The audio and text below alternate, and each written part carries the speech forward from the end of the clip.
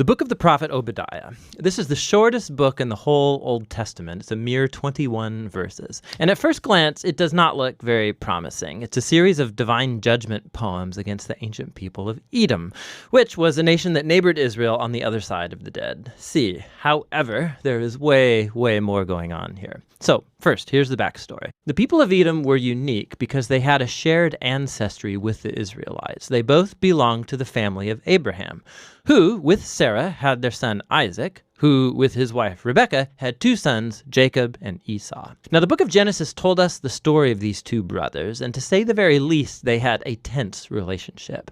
They each later received the names Israel and Edom, which eventually became the name of the families that descended from them. And these families replayed the same difficult relationship of their ancestors.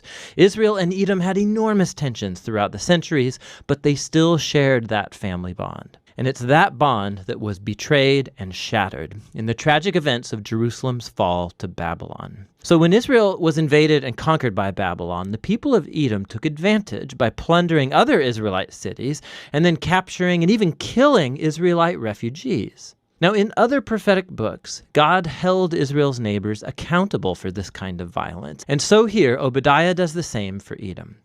The short book has two halves. The first part is a series of accusations against the leaders of Edom, specifically for their pride and self-exaltation.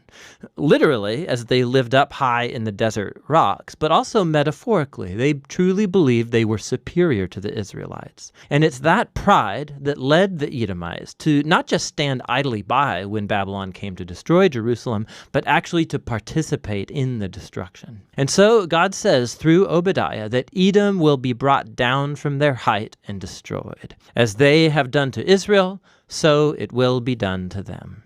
Now, right when you think you're going to hear more about how Edom will meet its doom, the topic suddenly shifts in verse 15. We hear this: "The day of the Lord is near against all nations." Now, why do we all of a sudden shift from Edom now to all nations?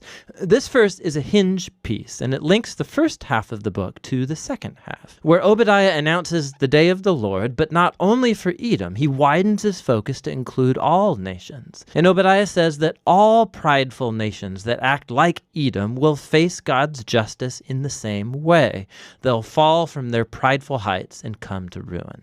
Now, the combination of these two sections, one about Edom, the other about all nations, shows us why Obadiah was so interested in this tiny southern neighbor of Israel. Obadiah sees Edom's pride and fall as an example, an image of how God will one day confront the pride of all nations and bring about their fall too. It's hardly coincidental that in Hebrew, the word Edom, or Edom, is spelled with the exact same letters as the word humanity, or in Hebrew, Adam. In Obadiah, Edom's rise and fall is a parable of how God's justice will one day oppose pride and violence among all nations in the day of the Lord. But as in all the prophets, God's judgment is never his final word. Specifically, remember the conclusion of the two books that came right before Obadiah, Joel and Amos. Joel had painted a picture of what will happen after the day of the Lord against all nations. He said that God would perform a new act of salvation in Jerusalem, and that all who humbled themselves and called upon him would be delivered. And in the conclusion of Amos, he said that after the day of the Lord has judged Israel's evil, God would raise up the house of David and build a new kingdom for Israel that would include Edom and all the nations called by my name. And so the book of Obadiah has been placed right after Joel and then Amos to expand on these very promises about the hope of God's kingdom over all of the nations. And so the book concludes with a very hopeful future.